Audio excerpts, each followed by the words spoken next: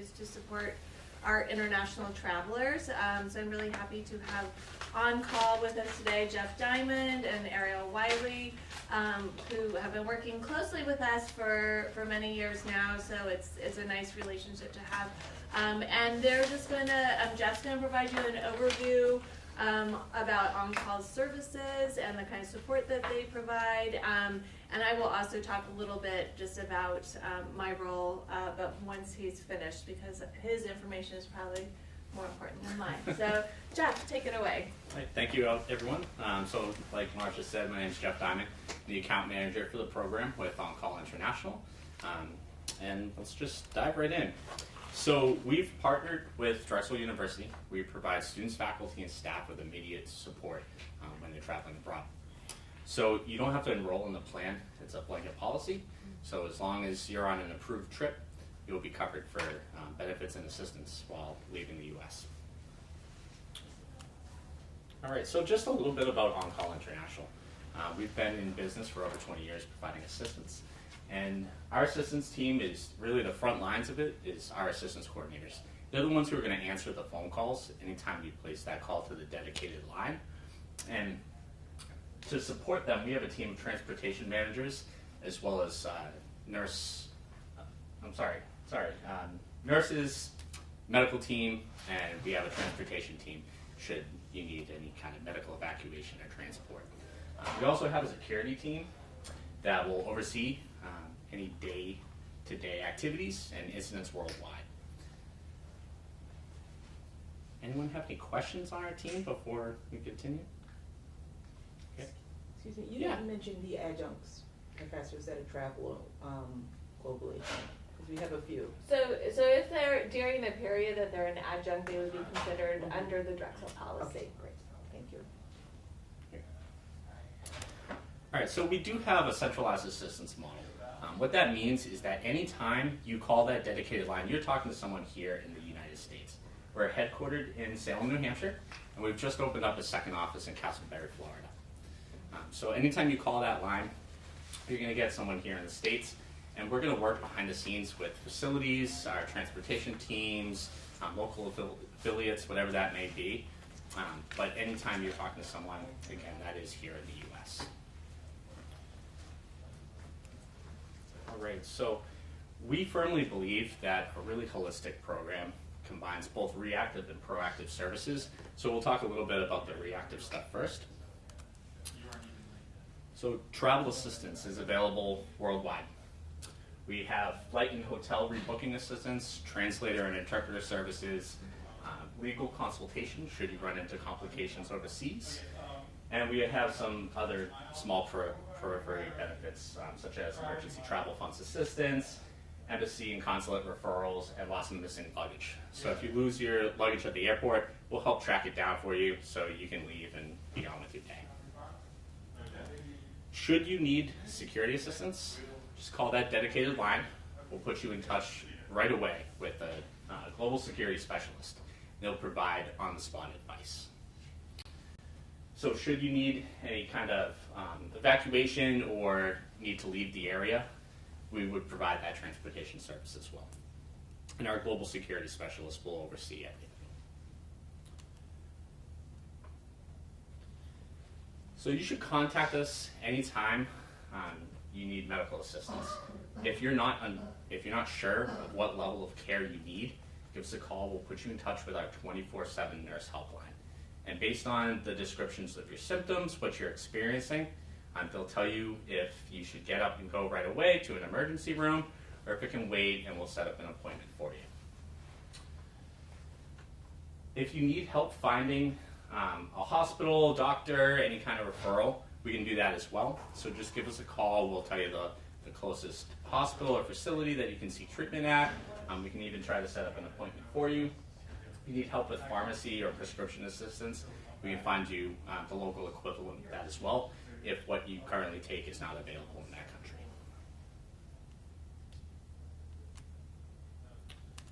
All right, so while opening a case, they can be opened 24/7 via phone or email. And if it's urgent, try to place a phone call so we can ask follow-up questions. so we can find out really the level of care that you need and what's going on. It is important to note that we are not a first responder. So if you do need emergency assistance, you should be calling the local equivalent of 911. If you don't have that information, you can give us a call and we'll provide that for you. And anyone can open a case, so it does not have to be the patient. It could be mom, dad, an administrator here, traveling companion, friends, whoever. Anyone can open a case. And once you do call in, we're gonna start that case and we're gonna get basic information for you. It's your name, location, your symptoms, what kind of assistance you need, etc. And once we have that information, we're gonna provide what's called a case reference number. So this number is gonna tie directly to your case. And if you have to call back with any follow-up information, you just tell them you already have a case open, give them the case number, and they'll pull up your file really quick. How are you? Hello. Hey.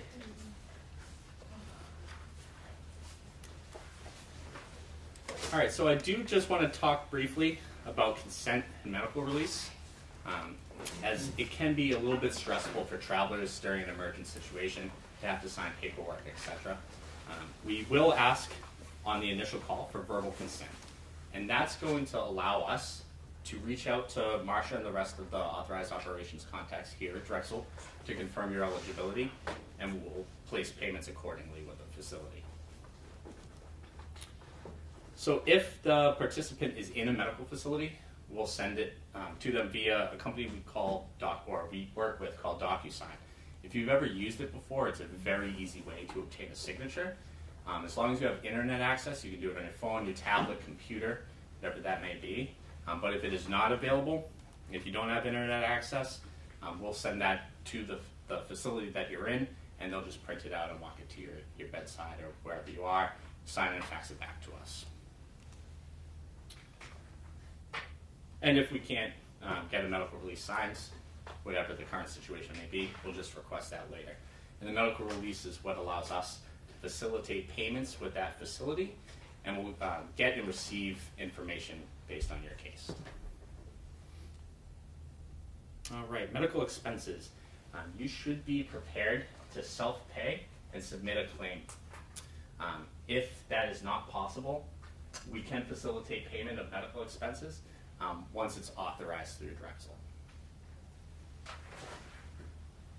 Are there any questions so far regarding medical release, opening a case?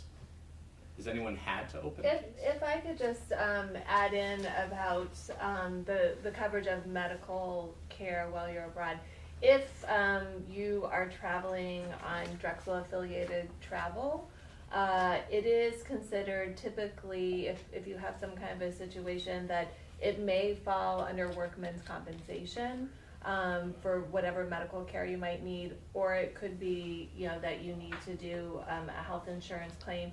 And, any time that there is a case that is opened, I'm also kind of monitoring what's going on and providing additional support and can help you to navigate through some of those other networks within here at Drexel and whatnot. We've had a handful of cases where we've needed to just provide some additional support throughout, and that's the role that I can play in that, especially so that if you're trying to help a traveler and you're not sure how to proceed, I can help you to kind of move through that red tape, because I've done it before, and the first time you do it, it's not always so intuitive. So certainly, typically I will get contacted if there is a case that's open, but you can also feel free to reach out to me directly and say, hey, I'm supporting a traveler and they have this issue, help, and I'll jump right in and help you. So. Has anyone been traveling and had to open a case, or have students that are traveling on your behalf and open a case? Okay. These are the prepared ones that are here. Yeah, perfect. Awesome. All right, so there are some enhanced benefits on your policy as well. So it's important to know these in advance. So if you are hospitalized for longer than 24 hours, we do provide what's called emergency reunion. So once you're over that 24-hour mark, or we know that you are going to be hospitalized for longer than 24 hours, we can actually pay for a friend or a family member that you designate to fly out to your bedside and stay with you while you're recuperating in the hospital. And once you're better and you're good to be on your own, we'll pay for them to come back as well. We also have emergency return home due to family member death or illness, and it's also for anything following a felonious assault. Bereavement reunion, unfortunately, if someone does pass away abroad, it happens, but knowing this ahead of time, we can fly someone, a family member or someone you designate, to accompany the remains back home. We also offer return of dependent children and chaperone replacement. So if you're not able to continue with your trip for whatever reason that may be, we would pay for any dependents that are traveling with you to return home. And if you are a faculty member or a staff member traveling with students, and we need to send another chaperone to watch those students or be with those students, we will do that as well.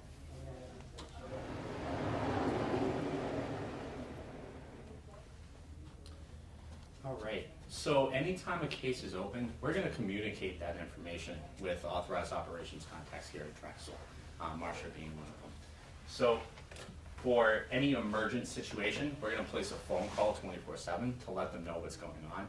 We'll follow up that phone call with an email to all the contacts here at Drexel, all the authorized contacts here at Drexel, so everyone's aware of the situation and they're able to help you. For non-emergent situations, physician's appointments, outpatient procedures, whatever that may be, we will send that email so everyone knows what's going on. Oops. And destination information is available to all Drexel participants. My fault. Okay, there we are. Sorry about that. All right, so anyone here at Drexel can access this information. We have country overviews, security and medical risk levels, embassy warded messages, future dates of interest. So if you're planning to go somewhere, we'll tell you if there's any political activities, protests that may be occurring that are already scheduled. We'll let you know that ahead of time. And some foreign travel advice. We also have, embassy location information. So this is all available through the mysearchlightportal.com website. This is all on your plan information, so you don't have to write this down, but if you want to, you're obviously welcome to. So you would just log into this website, and right in the middle, you're just going to put your group ID. A group ID number is on your plan ID card. And then in the top right, once you log in, under Destination Intelligence, you just hit Access. It's going to take you to all this. You can type in any country or specific area that you're going to, and it'll provide some web-based material for you. More detailed information is available if you need a higher level of access. So you can request that from the contacts here in the study abroad office, and they'll be able to provide some incident information and alerts, as well as they'll be able to export that information you saw into a PDF. So you can carry that with you. You can keep it in your, the contacts in your phone. If you want to just print it off and carry that with you belong, you can have that as well. And to utilize our services, there's many ways that you can reach out to us. Our Global Response Center is open 24/7. So anytime you need assistance, we're there for you. If you need translator services, please give them a call. They'll get a translator on the line. To escalate any case, just ask to speak to a supervisor. They'll notify me, let me know what's going on, and they'll escalate it internally accordingly. Global security specialists can also be accessed through that Global Response Center. That dedicated line that I mentioned before is specific to Drexel, so no one else has that phone line. So we know immediately that it's a Drexel University traveler or administrator giving us a call. And they'll put you in touch with the global security specialist to provide you that on-the-spot advice there. And just again, if you need any more information, the mysearchlightportal.com, it has more than just that destination intelligence on there. It's got all your plan documents, links to sites like the CDC, OSAC, anything you need information-wise, it's housed there. And lastly, If you want to add all this information and contact information into your phone, it's very simple to do so. We've partnered with a company called Kinect Up. So all you have to do is open a brand new text message. You text the subject Drexel U, all one word, and it's not case sensitive, to 444-999. Just follow the prompts. It'll ask you to put in your name, your email, and then once you do that, you'll be able to save this. It's not an app, so you don't have to download anything. It just stores as a contact in your address book in your phone. And it's searchable. So if you forget what it's under, you can search On Call, you can search Drexel, it'll all come up. That's it. Does anyone have any questions for me?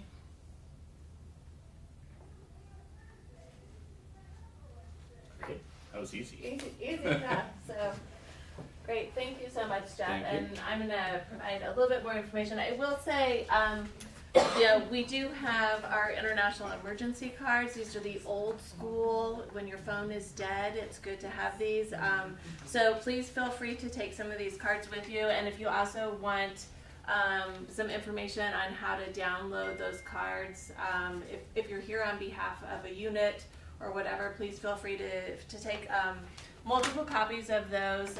We want everyone to have that information. I think you don't think about it until you need it, and then you're like, oh, I wish I had that information. So please pass it along. I always kind of jokingly tell people a story about I actually recovered a wallet in Philadelphia because my contact information was on there. It wasn't an international emergency, but someone had found the wallet and said, this was the only card in here. So, it was good that our contact information in there. So,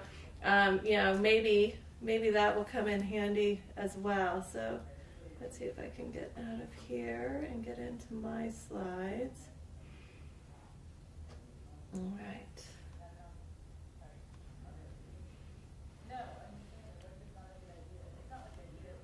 So I'm going to provide you with a little bit more information about kind of the context of how we're supporting travelers here and how we work with On Call. And I will say that we have had a really great partnership with On Call, and just, if you were here earlier, you heard we were kind of joking around. So that kind of the humor of a crisis situation, sometimes you just need to laugh a little. And it's a nice group of people to work with. So first and foremost, I do want to emphasize the importance of registering your travel. That's how we know where our people are. And to register your travel, you can just go to the Office of International Programs website. We're now Office of Global Engagement, but you can just get there also from OIP. And up in the corner there's just a little button you can click on, register your travel, and it's going to take you right here. So that you can get in. This is for faculty, staff, and postdocs. If you are working with students, graduate students, or undergraduate students, there's a separate email that I can show you for getting that information to them.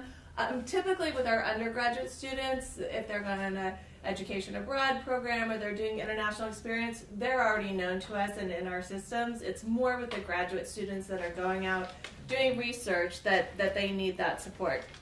So once you click on GRAND, I should highlight.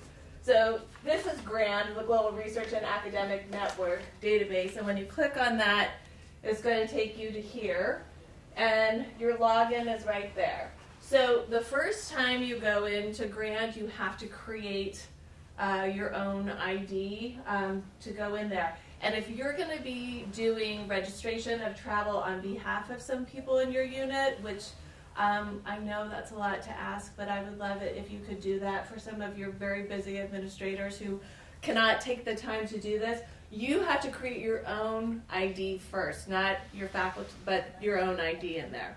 So basically you log in with your Drexel user ID and password, and then when you get into the system, on the left-hand side, there's a little thing that says create or modify travel plans.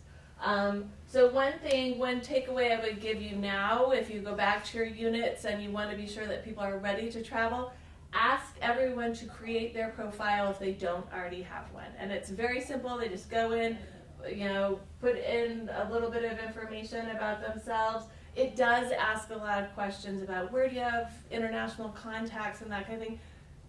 It would be great if you could get, administrators and faculty to put that information in, but if you can't, fine, just get them in the system because it'll make it much easier once you're moving through. So, and just remind them that once they do this, then you can help them with registering their travel. So this is probably the more important, how to register someone else in Grand. So what you will do is you'll log into Grand with your Drexel ID and password, and then you're going to click on Create, Modify, View Travel Plans, and then you enter the university ID for the traveler. So, and if you don't know what the university ID is, you can look them up. So it's pretty easy to do that, and then you just click here, this little highlighted here, to create a new travel plan. And then it's going to ask you for the registration information. You can, within one trip, you can identify up to 3 different locations. So if they're flying into London and then they're going to go up to Leeds and then they're going to be in Edinburgh, you can just do one registration and include those 3 locations on there. So it just asks you some pretty generic information. I'll go back and show you destination city, why they're traveling there, the dates that they're there. And this information is really important to me because this is how I kind of keep track of where our travelers are. And if there's some kind of incident, then I'm going to go into my system and say, who do I have in London? Who do I need to account for in London? Which I have to tell you, President Fry really wants to know where our travelers are. If there's something that's going on, he expects me to say, all clear, all of our travelers are okay. So he wants to know that information. So please help me in doing that part of my job. For graduate student travel, sometimes our graduate students think they don't need to do this.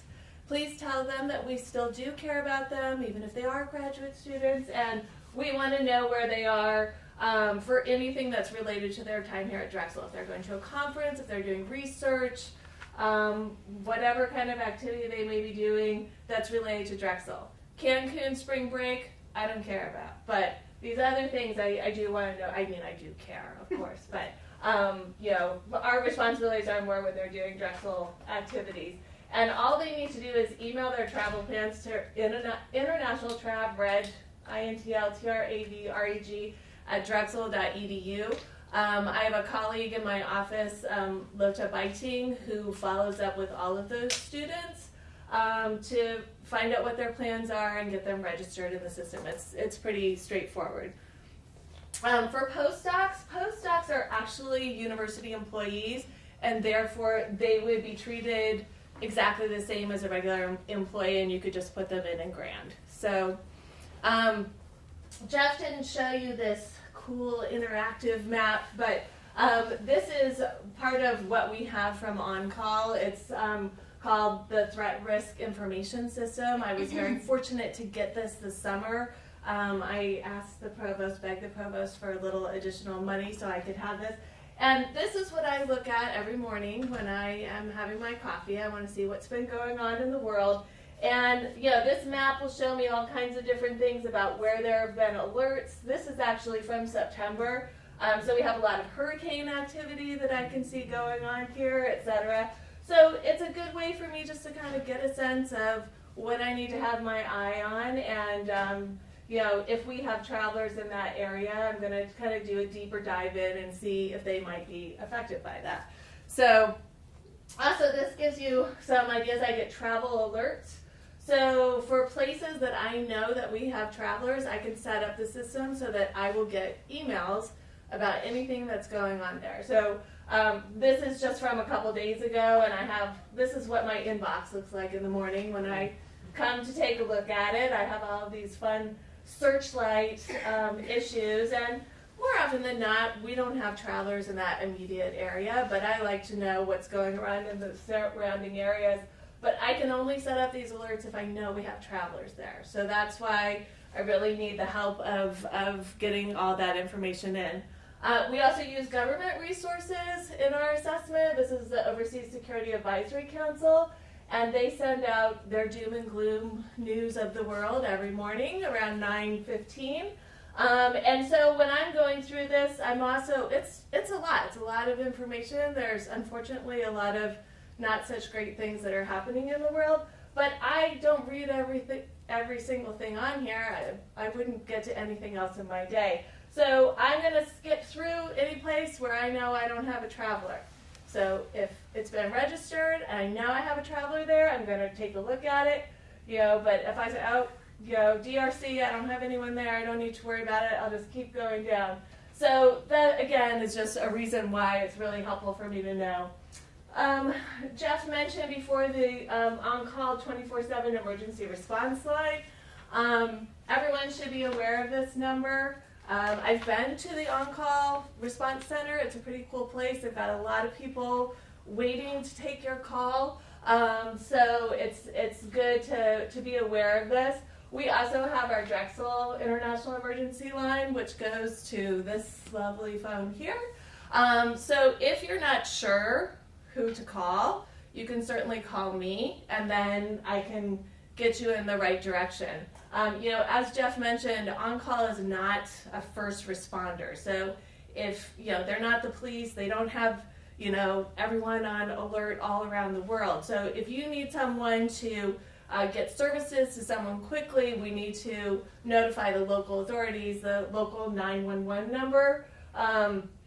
But if you need a doctor referral or a security risk assessment or something like that, we've been making some good use recently of their 24-hour nurse helpline.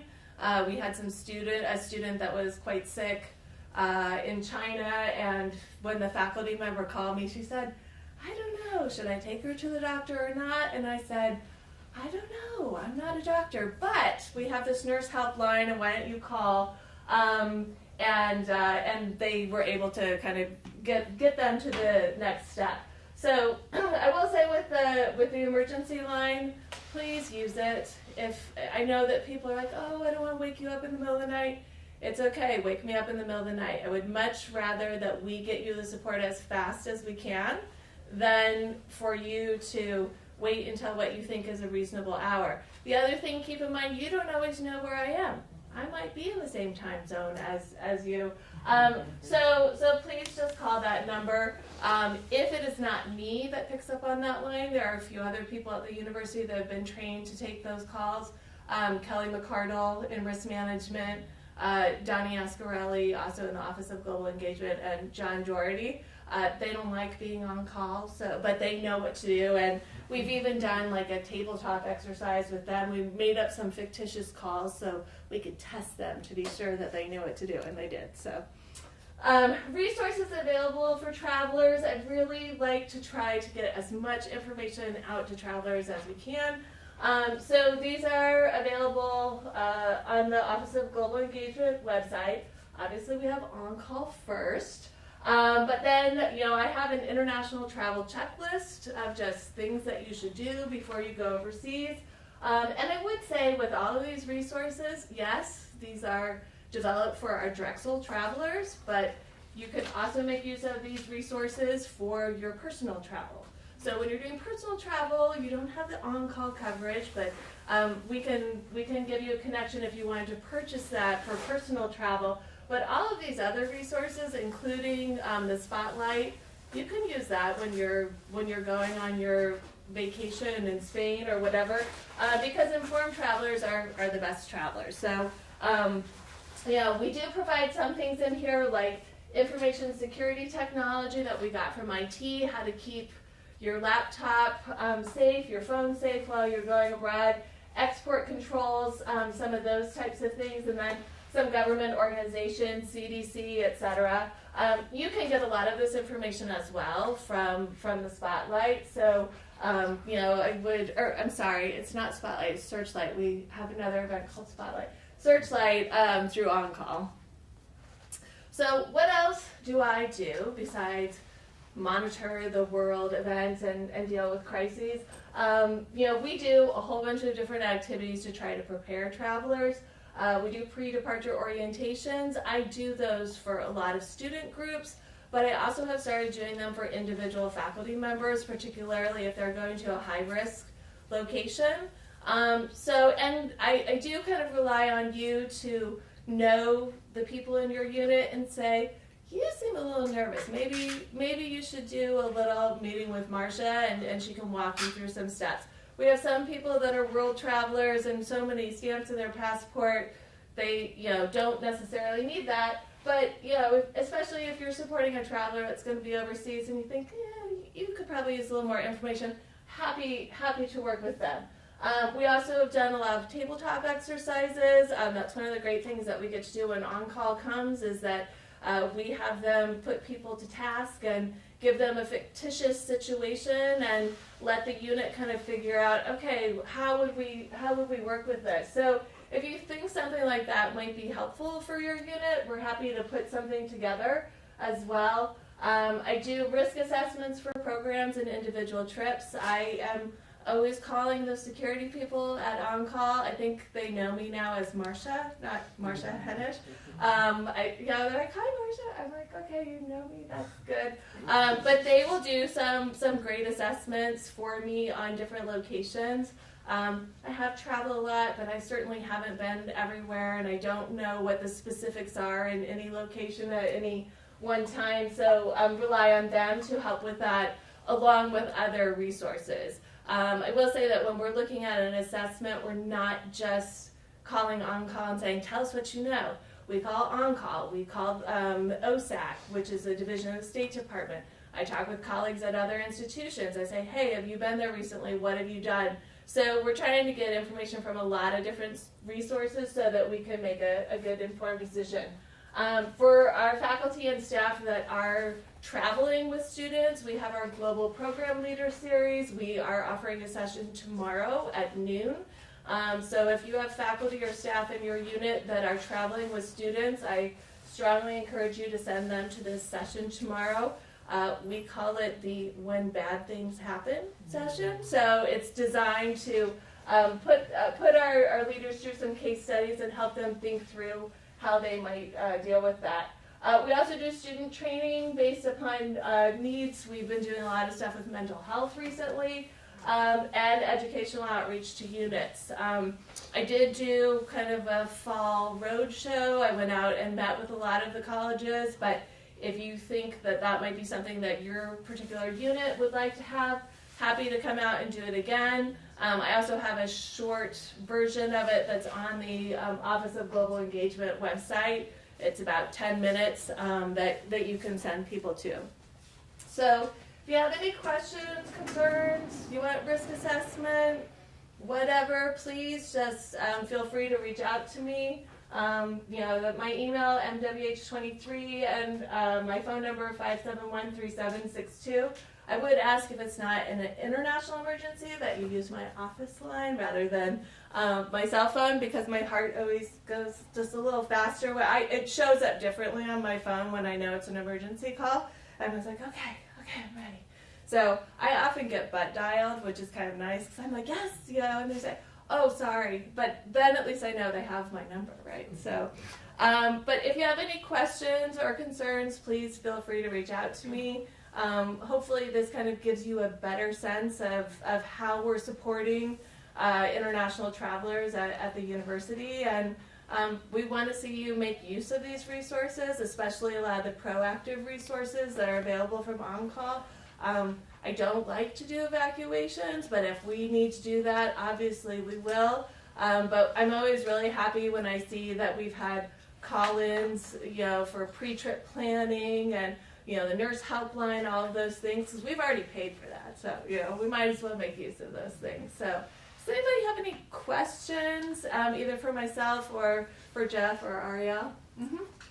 Is there any way that you could, or maybe this may be something to do in the future, where you can register your travels straight through Concur, since that's like the way most people will book their travels? Yes, so I do get from Concur all of the tickets that are purchased, international tickets that are purchased. So I am aware of that, but our challenge with that is that people are not always staying in the location where they fly into. So they may fly into Madrid and go to Salamanca and go on to Granada. So if I I don't have the same specificity that I would have as when they do it, the registration. So I know at some schools that they will do some outreach to people based upon the purchase of a ticket. You do get from World Travel a little, if you purchase an international ticket, there is a message that comes back to you that encourages you to register your travel, but I'm not sure that everyone reads it. So more helpful perhaps would be a personal outreach, but you're looking at your whole international health, safety, and security team right here. So I don't have the time, unfortunately, to do that. So, but you know, that is a very common suggestion. People say, and I say, I know, but so, but I will tell you that in an emergency, like if there were some kind of terrorist attack or whatever, I keep all of those and I can go back and look. And World Travel will also send, within a certain period of time, a list of travelers that they know have purchased tickets into London or Brussels or wherever. So, we do have that, and we certainly wouldn't say, well, you didn't register your travel. So, we're going to try to find all of our people. So, any other questions? Mm-hmm. Will these PowerPoints be available to us? Mm-hmm. Yeah, I can certainly send them out to everyone. If you leave your email here, we'll be sure that you get a copy of this, but we have also recorded this, and so we will make it available on the Office of Global Engagement website. So, for all of the other people that weren't able to make it, they can watch it at their leisure at home, with their feet up on the couch or whatever. So, but yes, happy to share this information. So, any other questions, concerns? Great. Well, thank you very much for coming out today. And, I hope that I don't have a lot of interactions with you except for in the proactive way. But now you know who I am if you do. And now you know who Jeff is. He'll also be working with us on things.